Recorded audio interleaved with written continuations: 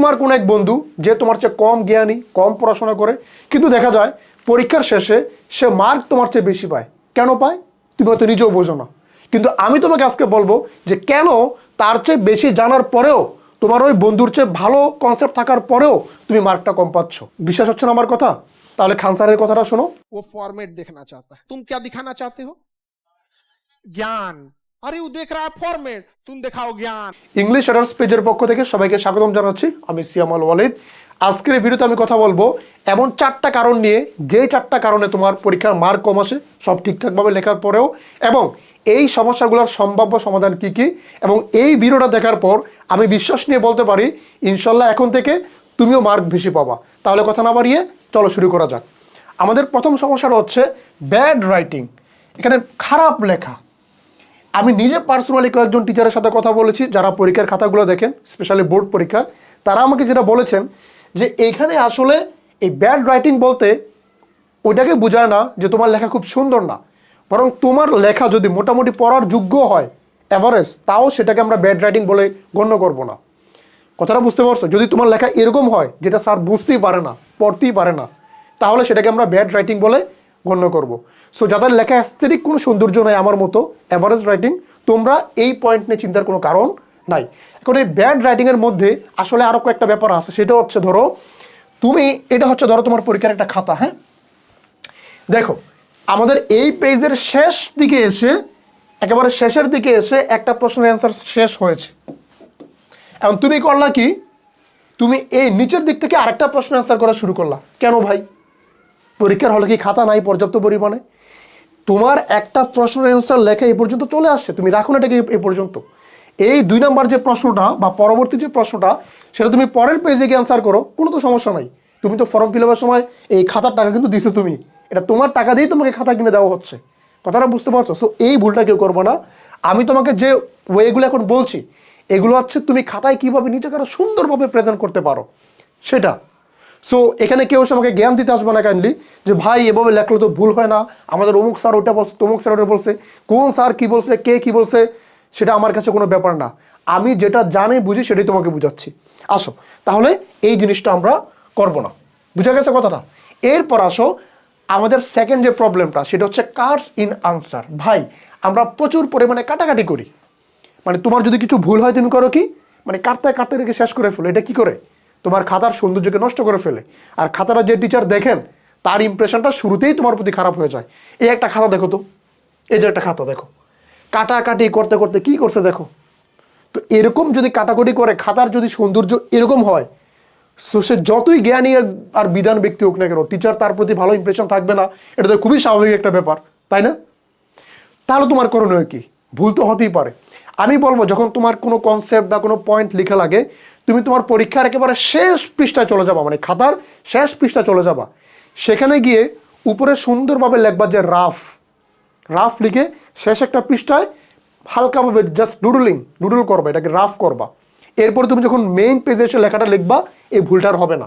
এবং এটা যে সব আনসারের ক্ষেত্রে করতে হবে এরকম না, স্পেশালি প্রথম 2-3টা প্রশ্ন আনসারের ক্ষেত্রে এই জিনিসটা তুমি করবা, যাতে শুরুতেই খাতার মধ্যে কাটাকাটি না হয়। তারপর আমি ধরে নিচ্ছি তোমার ভুল হয়েই গেছে, এখন তুমি কি করবে? তুমি সিম্পলি একটা দাগ দিবা, যেভাবে একটা সোজা টান দিবা। আরও সবচেয়ে ভালো হয় আমি বলবো তুমি একটা রুলার নিয়ে, একটা রুলার এভাবে ধরে রেখে তারপর একটা টান দিলা, তাহলে জিনিসটা দেখতে কিন্তু আর খারাপ দেখাচ্ছে না।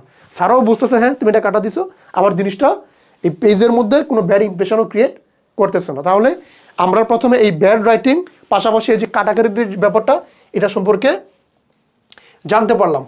ক্লিয়ার? আচ্ছা, এবার আসো আমরা এখন কথা বলবো যে কিওয়ার্ডগুলোকে আন্ডারলাইন করার ব্যাপার নিয়ে। এটা ভাই খুব চমৎকার একটা বিষয়, হয়তো তোমরা অনেকে এটা করো না।